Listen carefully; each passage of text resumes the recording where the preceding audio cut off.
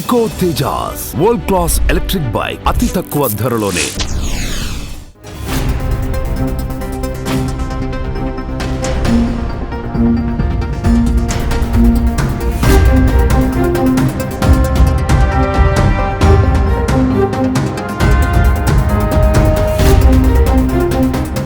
గత 40 రోజులుగా విజయవాడ వాసులతో పాటు విజయవాడ చుట్టుప్రక్కల ఉన్న వాసుల్ని కూడా అలరిస్తూ ఉన్న జలకన్య ఎగ్జిబిషన్ ఈ రోజు అగ్నికి ఆహుతైందనే చెప్పాలి.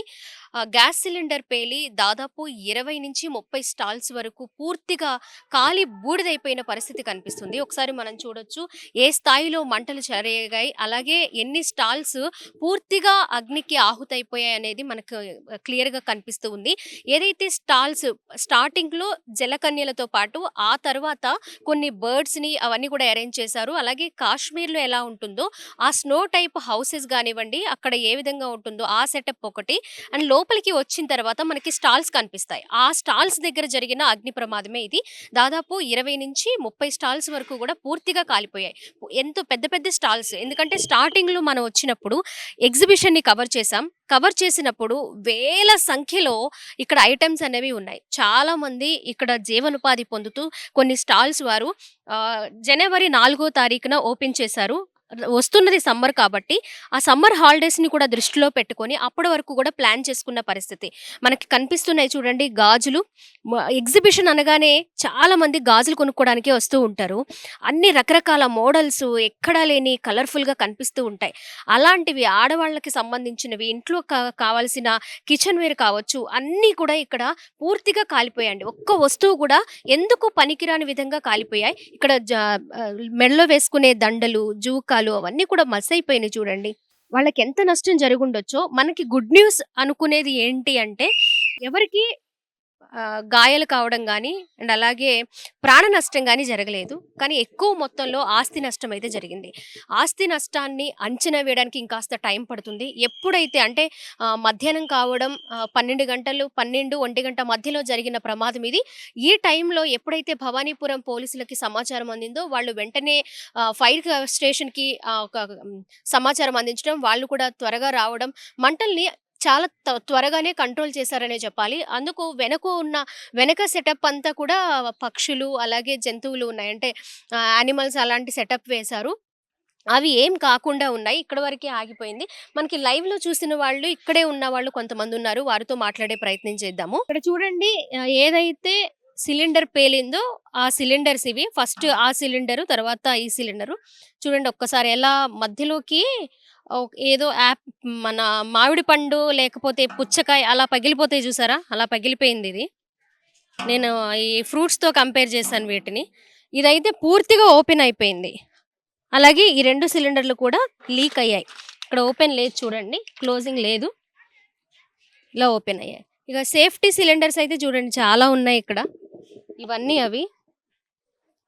ఏదైనా ఇలాంటి ఫైర్ యాక్సిడెంట్స్ జరిగినప్పుడు ఉపయోగించడం కోసం ఇలా పెట్టున్నారు. కానీ అవి కొంచెం కూడా హెల్ప్ కాలేకపోయాయి.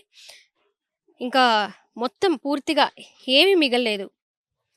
అన్ని కప్స్ కానివ్వండి, అలాగే బట్టలు కూడా పెట్టారు ఒక స్టాలు. అలా రకరకాల స్టాల్స్. ఇటువైపే స్టాల్స్ అన్నీ ఉన్నాయి. ఈ లైన్‌లోనే ఆ స్టాల్స్ అన్నీ కూడా పూర్తిగా పోయాయి. ఫైర్ యాక్సిడెంట్ జరిగినప్పుడు లైవ్‌లో ఉన్న వ్యక్తితో మనం మాట్లాడుతున్నాము. సరే ఏం జరిగింది? అసలు ఎలా జరిగింది? అంటే ఇక్కడ నేను వర్క్ చేసుకుంటున్నానండి. చాక్లెట్ ఫౌంటైన్ నాదే. అనుకోకుండా ఏంటంటే గ్యాస్‌కి కనెక్టర్ ఒకటి ఉంటదండి. కనెక్టర్ ఎలా ఉంటదంటే ఒకసారి తంతది. వాళ్ళకేంటంటే దాని మీద అవగాహన లేదు. లేకపోవడం వల్ల ఏంటంటే ఆళ్ళు భయపడి బయటకొచ్చేసారు. ఆ బయటికి రావడం వల్ల ఏంటంటే బయట కర్టెన్ ఒకటి ఇది ఉంటాయి కదా! ఇప్పుడు ఫ్రేమ్ కొడతాము. కొట్టినప్పుడు కింద రౌండు ఇది కస్టమర్స్‌ని ఆకర్షణగా ఏంటంటే మొత్తం చుడతా ఉంటామనమాట. ఆ చుడతం వల్ల ఆ క్లాత్ చుట్టేసింది. ఆ చుడతం ఏంటంటే పక్కన ఈ ఈ 1/1 అని ప్లాస్టిక్ కదా స్పీడ్‌గా అంటుకుంటది. దానివల్ల అనుకోకుండా జరిగింది అంతే. అనుకోకుండా పెద్దదయింది. అవ్వడం ఏంటంటే వాళ్ళు అక్కడే జస్ట్ ఇప్పుడు ఈ ఫైర్ సిలిండర్లు మేము పెట్టామండి. ప్రతి స్టాల్‌కి పెట్టాము ఇయి. వాళ్ళకి అవగాహన లేదు. ఉండుంటే గనక ఈ ఫైర్ అసలు అయ్యేది గాదు. ఆ సేఫ్టీగా ఆ సిలిండర్‌లు పెట్టినా గూడా వాటిని ఉపయోగించలేదా? వాళ్ళకి తెలియక ఉపయోగించలా. సేఫ్టీలో ప్రతి స్టాల్‌కి ఇలాంటి సిలిండర్ ఒకటి పెట్టాము. ప్రతి స్టాల్‌కి దానికి గాని, దేనికి గాని పెట్టాము. వాళ్ళకేంటంటే ఎలా వినియోగించాలో చూస్తున్నారు కానీ పని అవ్వట్ల. భయపడి పారిపోయారు బయటికి. ఎవరికి ఏం కాలేదు కదండి. అసలు ఎవరికీ ఆస్తి నష్టం ఎంత అయి ఉండొచ్చు? వచ్చి మేడం ఒక 80 లాక్స్ అనుకుంటున్నాము. ఎన్ని స్టాల్స్ అండి మొత్తంగా? 20 నుంచి 30 లోపు అనుకుంటున్నాము. 12 మేడం. ఇక్కడ యాక్చువల్‌గా ఎలా ఉంటదంటే ఒక స్టాల్‌కి ఒక ఓనర్ అని ఉండడండి. 4, 5 స్టాల్‌కి ఒక ఓనర్ ఉంటాడు. 4, 5 ఒకేసారి తీసుకుంటారు. తీసుకొని ఓనర్ ఒకాయన ఉంటాడు. అది మన సేల్స్ గర్ల్స్ గాని, సేల్స్ బాయ్స్‌ని పెట్టుకొని చేపించుకుంటారు.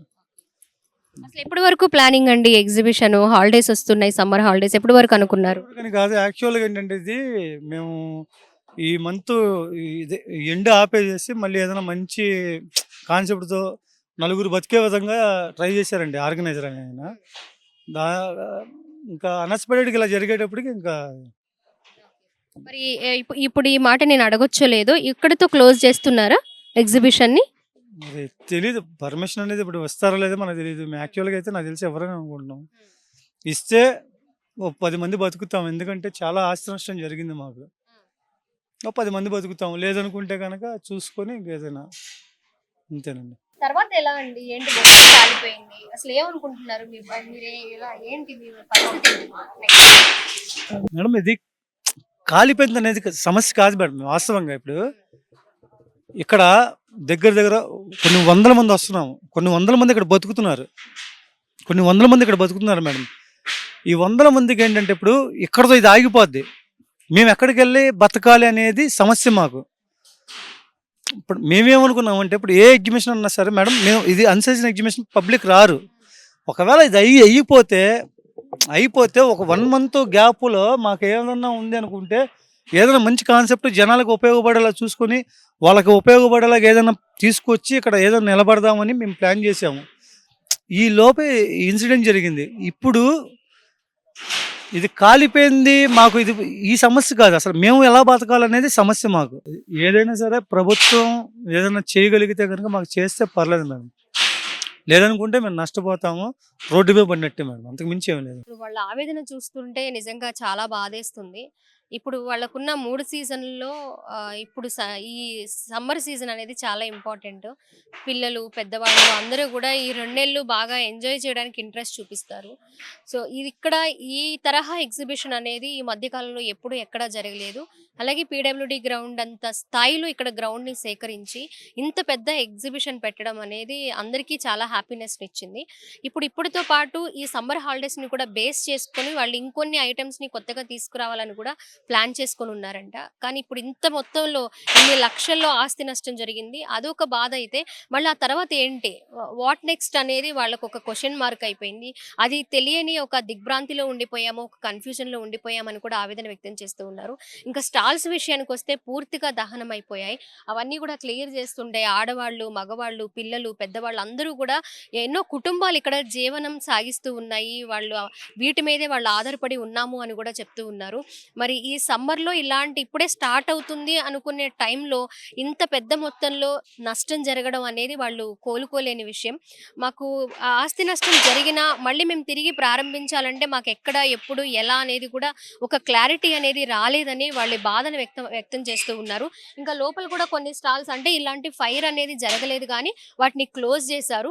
ఇంకా వాళ్ళు పర్మిషన్ ఇస్తారా లేదా, మళ్ళీ ఓపెన్ చేయడానికి అవకాశం ఉంటుందా లేదా అనేది కూడా తెలీదు. కానీ ఓపెన్ చేయాలి, మళ్ళీ మాకు పర్మిషన్ ఇవ్వాలి అని అయితే కోరుకుంటున్నామని కూడా చెప్తున్నారు. ఒకసారి ఆ టేబుల్స్ అన్నీ కూడా క్లియర్ చేస్తూ ఉన్నారు చూడండి. మొత్తం కాలిపోయాయి. టేబుల్స్ అన్నీ క్లియర్ చేస్తూ ఉన్నారు. ఎందుకంటే ఇంకా లోపల ఏమన్నా ఫైర్ ఉంటే మిగిలినవి కూడా పాడయ్యే అవకాశం ఉంది. ఫైర్ అయ్యే అవకాశం ఉంది. ఇక్కడ షాప్స్‌లో ఏదైతే స్టాల్స్‌లో ఈ ఎగ్జిబిషన్ అన్ని రోజుల్లో ఇక్కడ విజయవాడ లోకల్‌లో ఉన్న మహిళలు కానివ్వండి, లేకపోతే చాలామంది పురుషులు కానివ్వండి, ఇక్కడ వర్క్ చేయడానికి వస్తూ ఉంటారు. పని చేస్తూ ఉంటారు. సాయంత్రం 4 గంటలకి స్టార్ట్ అయ్యే ఈ ఎగ్జిబిషన్ రాత్రి 10, 11 గంటల వరకు ఉంటుంది కాబట్టి రోజు సాయంత్రం వచ్చి ఇక్కడ జీవనం సాగిస్తున్న వాళ్ళు కూడా ఉన్నారు. ఈ కుటుంబాలతో పాటు అలా నష్టపోయిన కుటుంబాలు కూడా అంటే ఈ 3 నెలలు కూడా వాళ్ళకి అవకాశం పోయినట్టే కదా! అలా కూడా చాలామంది మహిళలు బాధపడుతూ ఉన్న పరిస్థితి ప్రస్తుతం అయితే ఇక్కడ ఉంది.